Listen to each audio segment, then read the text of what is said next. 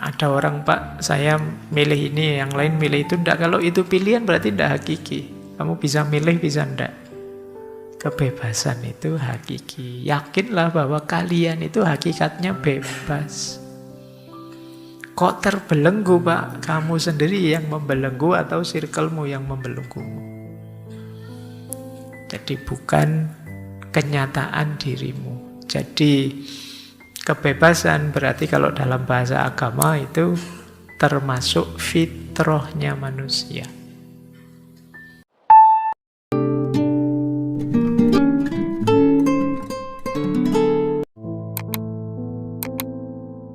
Assalamualaikum warahmatullahi wabarakatuh.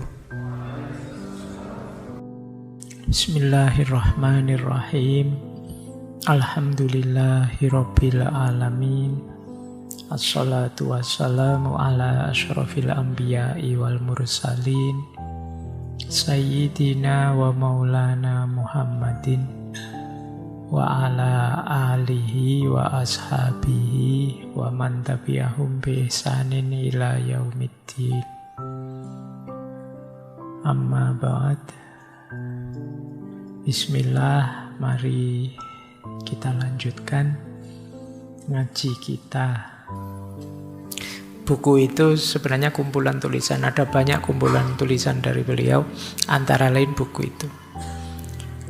Nah, di bagian paling awal buku itu ada kalimat seperti ini. Nanti coba di cross check dengan teman-teman hidupnya selama ini ya.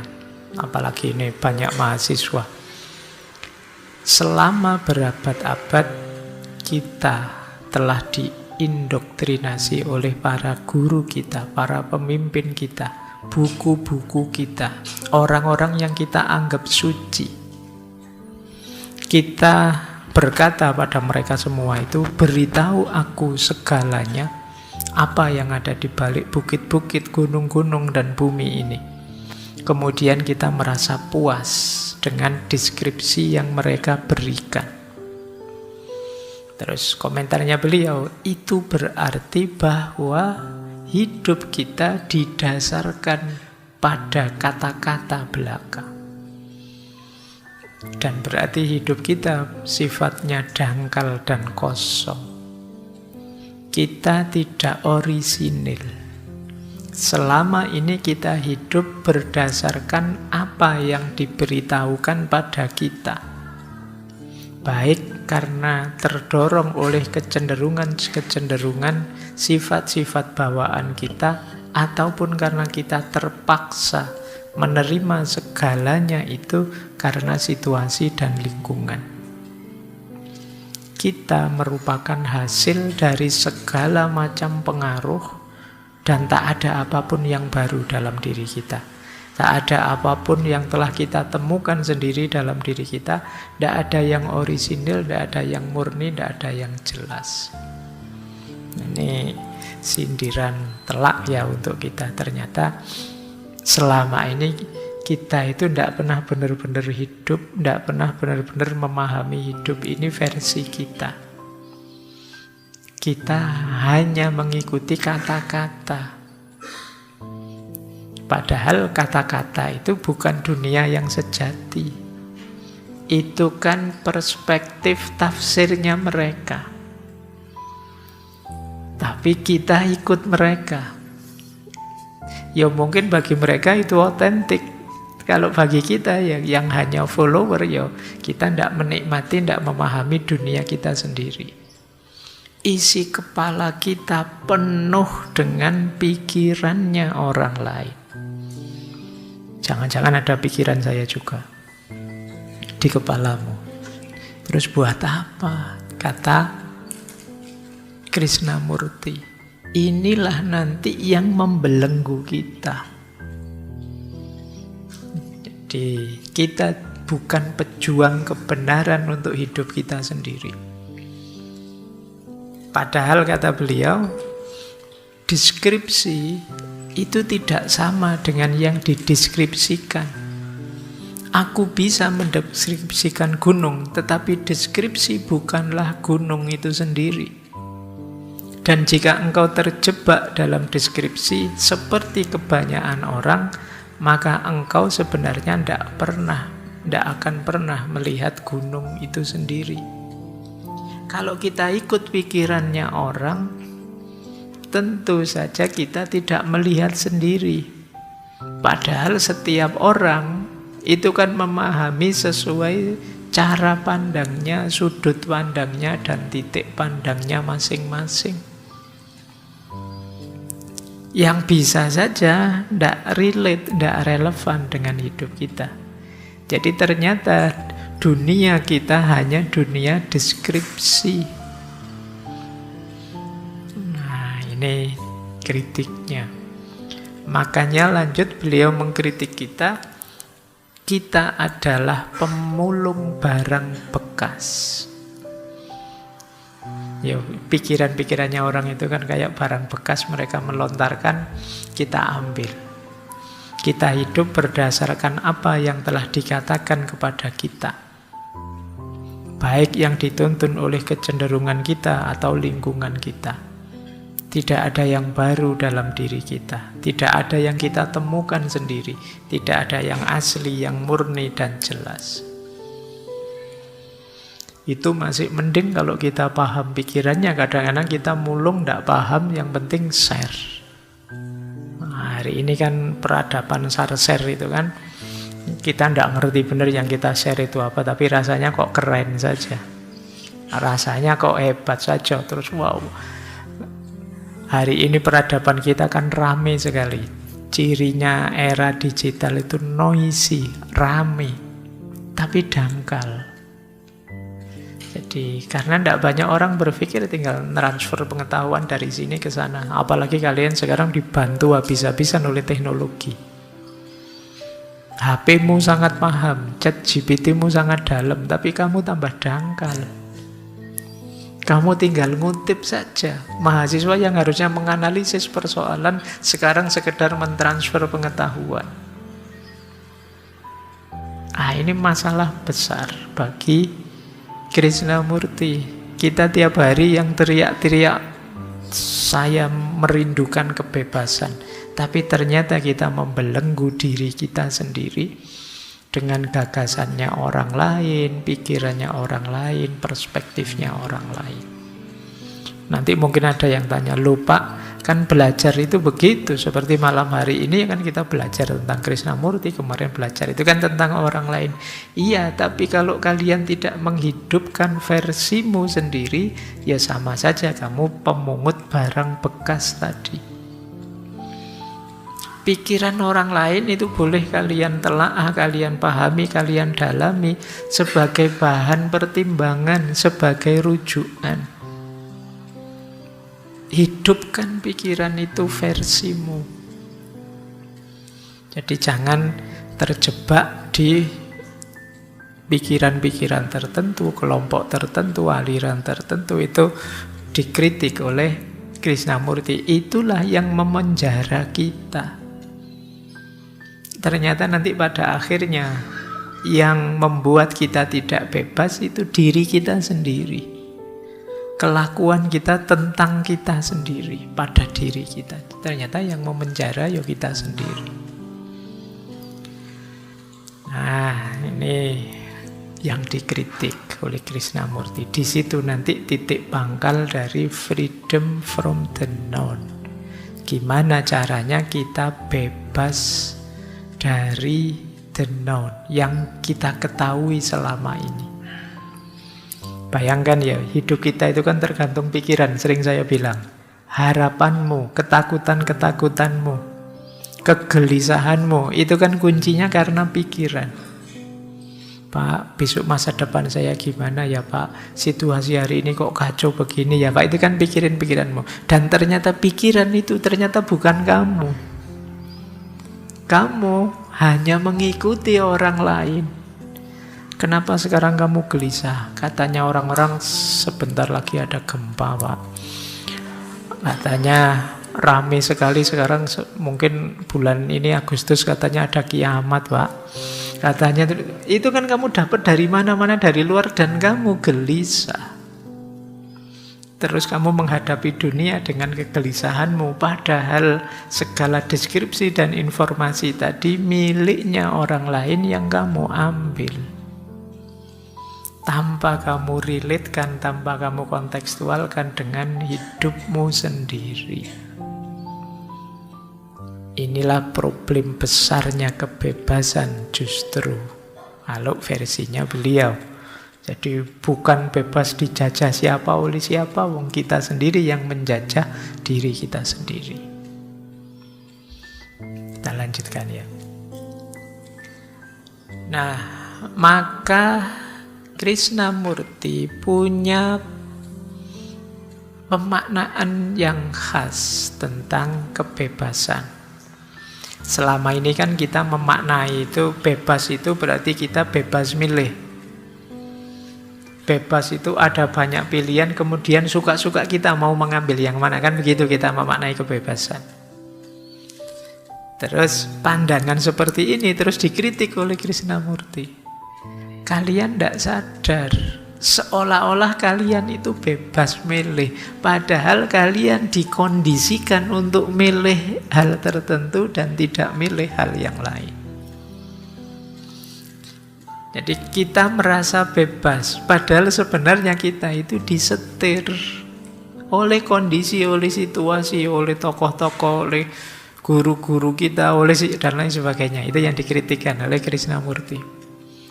Jadi kita sering, Pak, ini pilihan saya sendiri loh Pak, keinginan saya sendiri. Tapi kalau kita telusuri ke belakang, kok kamu milih yang seperti itu mungkin karena cara pandangmu, sudut pandangmu, titik pandangmu yang itu terpengaruh oleh orang lain.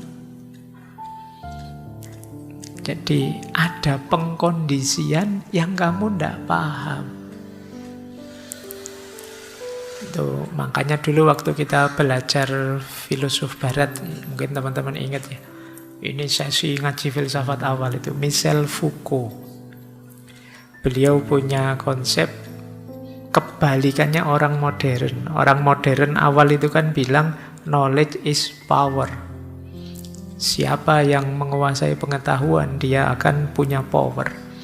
Tapi dibalik oleh Foucault, bukan begitu rumusnya, tapi power is knowledge. Power is knowledge itu yang punya kekuasaan, dia akan bisa ngatur pengetahuan. Apa yang bisa kalian ketahui, apa yang jangan kalian ketahui, apa yang sebaiknya kamu baca, apa yang jangan kamu baca. Itu kamu sebenarnya sering tidak sadar bahwa ada yang mengkondisikan. Contoh sederhana, ngaji filsafat ini. Kalian mungkin bebas, Pak, saya milih tema-tema ngaji banyak sekali. Padahal itu kan tema dari saya yang ngatur versi saya. Kamu minta tema apa saja, kalau tidak tak kasih kan tidak jalan. Itu power is knowledge. Saya kuasa di sini, kalau tidak mau ya tidak usah ngaji, kan gitu aja. Jadi yang punya kuasa yang menentukan. Kalian minta tema ini, tema itu, dan tak cuekin saja. Itu kan kalian tidak bisa bantah. Akhirnya kamu dapatnya ya yang saya kasih ini. Akhirnya ideal yang di kepalamu ya sebatas yang saya kasih ini. Itulah pengkondisian. Ya termasuk kampus dengan kurikulumnya dan lain sebagainya. Jadi kita tidak sadar dalam hidup ini ada banyak sekali pengkondisian. Karena kita tidak sadar, kita merasa bebas. Padahal sebenarnya kita diarahkan. Orang mungkin tidak merintah, tapi dia cuma bilang, asal saya misalnya, kalau anak baik ya biasanya sih, kalau ada apa, dia melakukan apa. Dia tidak merintah kita, tapi kita terdorong sendiri, tergerak sendiri. Nah, di masyarakat sering seperti itu. Kita dikondisikan. Nah, kenapa kok kita bisa dikondisikan? Cara berpikir kita tadi model kayak pemulung tadi. Kita hanya ngambil, kita hanya menyerap tanpa kita kondisikan, tanpa kita sesuaikan dengan kondisi kita, situasi kita. Inilah problem besar bagi setiap orang dalam kebebasan. Baik, kita lanjutkan ya. Kelihatannya berat malam hari ini untuk dijalankan. Dari awal gini, wah ini berat Pak. Nah, beliau juga ngeritik. Kita kemarin punya konsep freedom for, freedom from, bebas dari, bebas untuk. Dan itu dikritik oleh kita, masa kebebasan kok bisa begitu? Kalau kebebasan itu bebas dari, kata beliau, saya bebas dari ini, saya bebas dari itu, berarti kebebasan itu sifatnya reaktif saja. Jadi padahal kebebasan itu tidak reaktif, kebebasan itu eksistensial, kondisi hakiki kita. Jadi tidak harus menunggu kita dijajah dulu baru terus kita membebaskan diri. Tidak, kondisi kita sejak awal itu sudah bebas.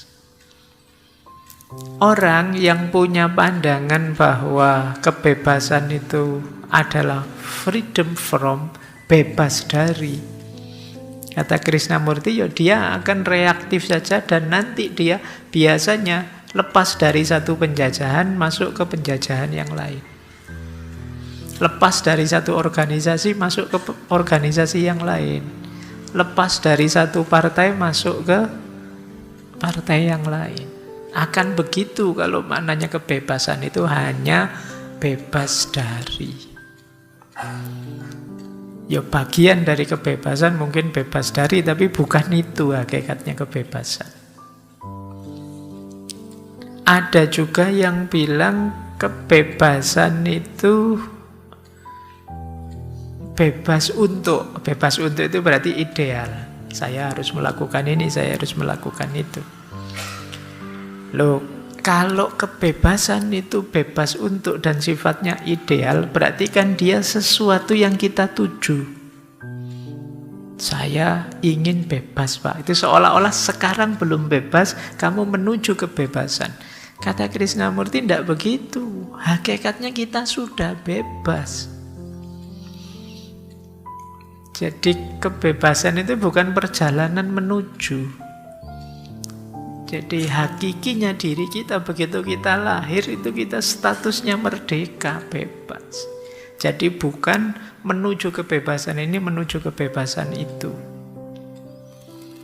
Jadi kebebasan itu ya tidak sekedar bebas dari belenggu apa atau bebas untuk apa. Kalau hanya itu ya berarti dia tidak hakiki. Padahal manusia itu ya hakikatnya bebas. Dan juga bukan pilihan. Ada orang, Pak, saya milih ini, yang lain milih itu. Enggak, kalau itu pilihan berarti tidak hakiki. Kamu bisa milih, bisa enggak. Kebebasan itu hakiki. Yakinlah bahwa kalian itu hakikatnya bebas. Kok terbelenggu, Pak? Kamu sendiri yang membelenggu atau circlemu yang membelenggumu. Jadi bukan kenyataan dirimu. Jadi kebebasan berarti kalau dalam bahasa agama itu termasuk fitrahnya manusia. Maka kalau ada fenomena pembelengguan jenis apapun itu berarti nabrak fitrah.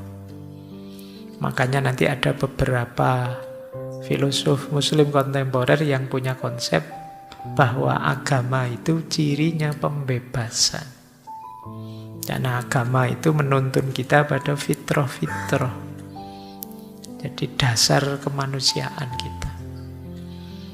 Manusia itu hakikatnya bebas. Kalau manusia tidak bebas, sulit sekali kita menuntut tanggung jawab. Kalau manusia tidak bisa dituntut tanggung jawab, bagaimana mengelola alam semesta ini, bagaimana menjalankan amanat kita sebagai khalifahnya Allah. Maka jangan ragu-ragu untuk bilang bahwa kebebasan itu fitrah kita. Berarti ada fenomena atau kenyataan apapun yang membelenggu kebebasan, itu kalau pakai istilah agama berarti fenomena kezoliman. Di mana ada kezoliman ya berarti agama sedang tidak tegak. Karena misi utamanya agama itu ya mewujudkan tatanan hidup sesuai keinginannya Tuhan. Baik, jadi kalau ada yang tanya kebebasan apa, ya, kalau di buku itu ada kalimat kebebasan itu ya kebebasan itu sendiri sudah. Kalau didefinisikan, definisi itu akan membelenggu kebebasan. Nanti jadinya harus begini dan harus begitu, harus dari atau harus untuk, bebas ya bebas. Baik, ini ya, semoga tidak kaget dengan ini. Nanti, tapi kalau di kampus mungkin ada mata kuliah materinya kebebasan, kalau pas ujian jangan jawab ini ya. Dosenmu nanti merengut kalau kamu bebas ya bebas Pak, kalau ada definisinya nanti tidak bebas namanya Pak gitu. Tidak begitu ya. Jadi ini versi beliau. Oke, kita lanjutkan. Sudah ngerti ya maunya Krishnamurti secara umum dari freedom from the known, bebas dari yang diketahui. The known itu apa yang menghuni kepala kita, pengetahuan, pelajaran dan lain sebagainya. Mari kita hati-hati mendefinisikan yang dimaksud the known itu bukan functional knowledge. Jadi bukan pengetahuan tentang cara hidup sehat, cara minum yang baik, cara makan yang bergizi, bukan itu namanya functional life. Kalau ini yo kalian harus tahu, kalian operasikan, ikut orang lain juga tidak apa-apa kalau ini. Tapi yang dimaksud existential life yang berhubungan dengan hakikatnya diri kita, cara hidup kita, cara kita menjalani keseharian kita, cara pandang kita terhadap dunia, itu existential life. Inilah yang sering membelenggu kita.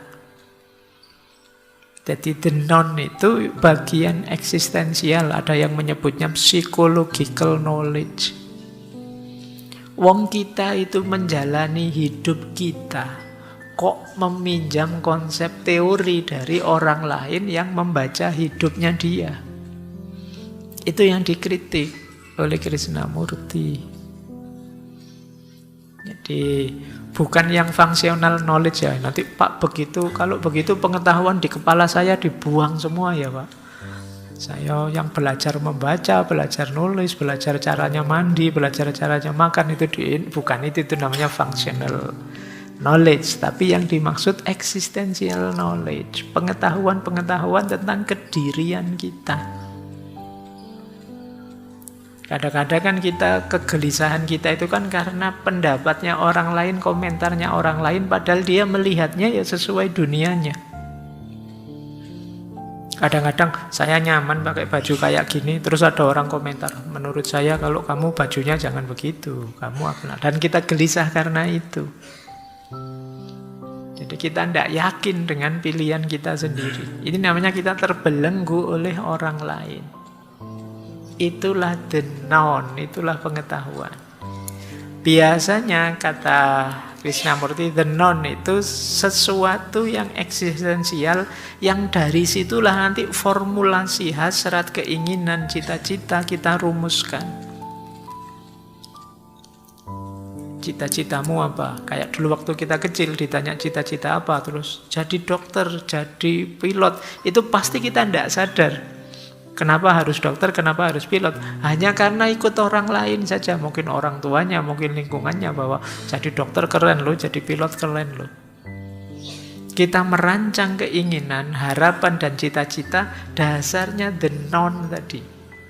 Pengetahuan-pengetahuan tentang diri kita dan dunia yang sebagian besar sumbernya orang lain. Yang kedua, dari situ terus kita merancang, oh bahagia saya berarti di sini. Kalau saya mengalami ini berarti sedih. Itu ternyata sering bukan kita, tapi konsep-konsep yang dijejalkan di kepala kita.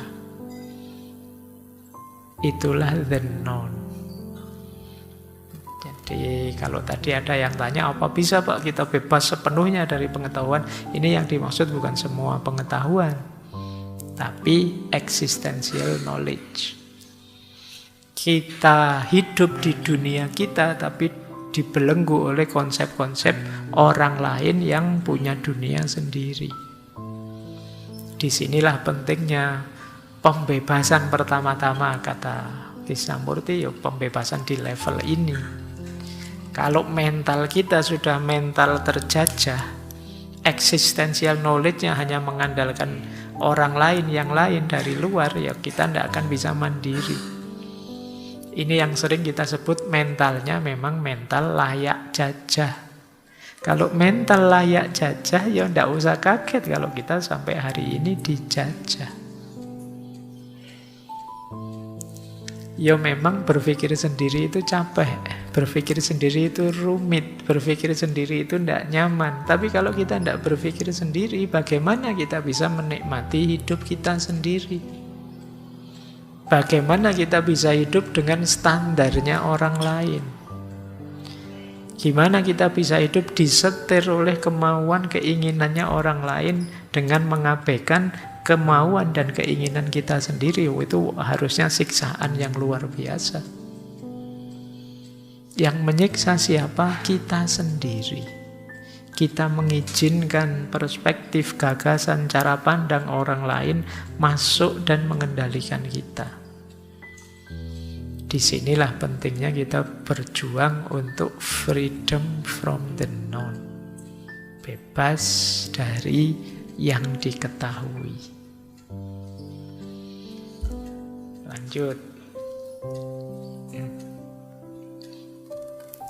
Kalau mau dirinci, belenggu dari the known tadi yang merajalela di kepala kita itu jenisnya 3.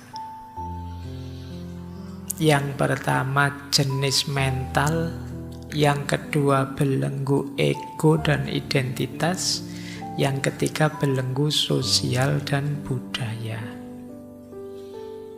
Kalau belenggu mental itu berarti pikiran, keinginan, emosi yang mengendalikan kita. Biasanya mungkin dalam bentuk dogma-dogma, ideologi, cara berpikir yang ditanamkan sejak kecil dalam diri kita. Jadi ini namanya belenggu mental. Kita tidak bebas mengekspresikan diri, kita tidak bebas mengungkapkan keinginan kita, karena dalam diri kita sudah dipasang banyak sekali pagar-pagar.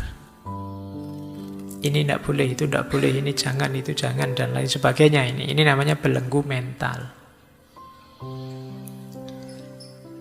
Jadi ini yang paling berat. Yang kedua, belenggu ego atau identitas. Belenggu ego itu dari diri kita. Kita mendefinisikan diri kita, ya awalnya dipengaruhi dari luar. Mendefinisikan identitas kita dan kita mewajibkan diri harus seperti itu terus. Ini seperti fixed mindset minggu lalu. Jadi, wah, teman-teman kok menyebut saya Gus ya? Oh, berarti saya ini dipandang ahli agama. Terus kamu, wah, gayamu kayak orang pinter agama beneran. Terus apa-apa. Ini kerjaannya ego. Begitu dipuji, kamu kok pinter ya sekarang itu. Terus muncul sekarang ego, identifikasimu terhadap diri. Berarti saya itu termasuk bagian orang pinter. Gayamu besok kayak intelektual sudah. Kalau ngomong sudah ndaki-ndaki dan lain sebagainya. Itu belenggu ego. Jadi coba kamu tanya ya, aku menurut diriku itu bagaimana? Coba kamu, dan definisi itulah nanti yang kamu pegangi untuk gayamu ngomong, gayamu berperilaku. Seolah-olah kamu harus begitu. Begitu kamu dipuji, wah keren sekali kamu, anak gaul memang. Sampai besok-besok kamu memaksa dirimu untuk bergaya kayak anak gaul. Ini belenggu ego. Wah Pak Faiz itu filsafatnya dalam. Terus saya kalau ngomong harus tak filsafat-filsafatkan. Padahal harusnya ngomong santai itu difilsafati. Pak Faiz, saya minta izin. Kenapa kok kamu pakai saya, bukan aku? Apa bedanya aku dan saya? Wah, itu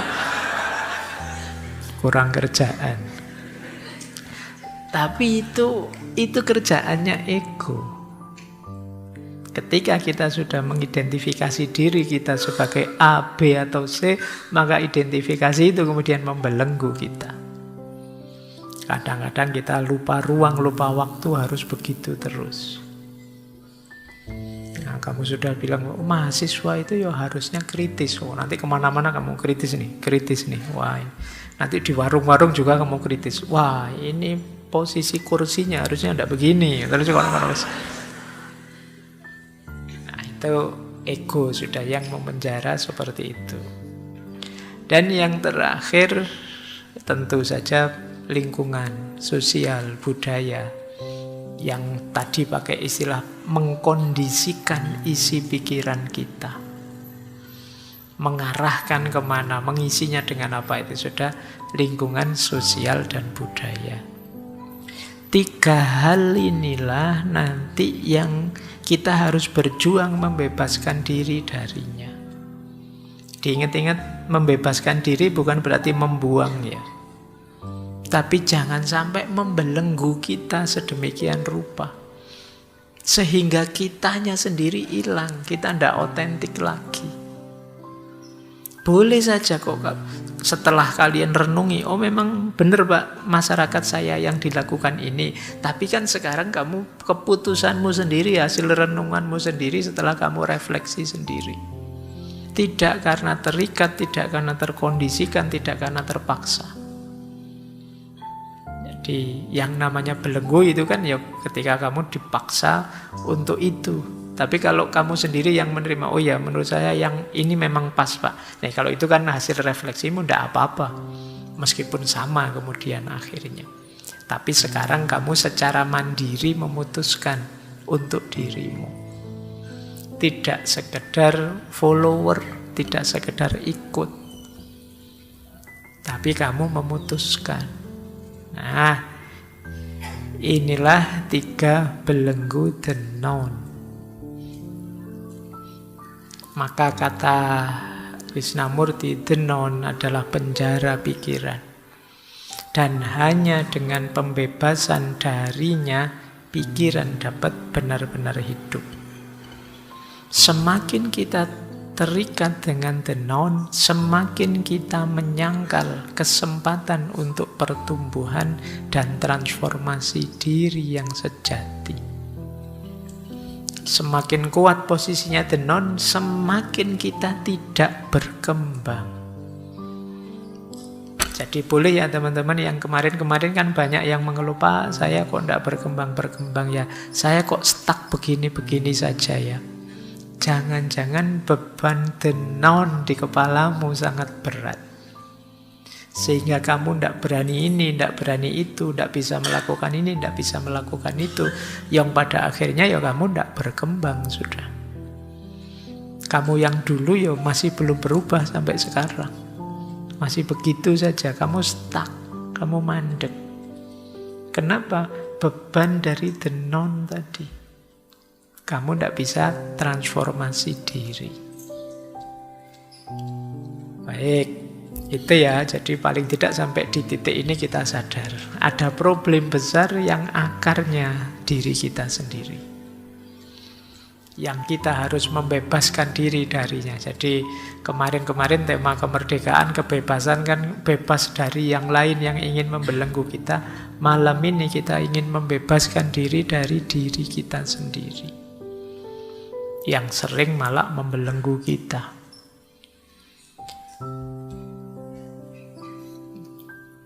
Lanjut. Kalau saya rangkum dari buku Freedom from the Known, caranya untuk bebas bagaimana secara umum, ini secara umum dulu ya, nanti kita lanjutkan detailnya. Kita harus melakukan 6 hal. Yang pertama, ini di semua tokoh pasti ada yang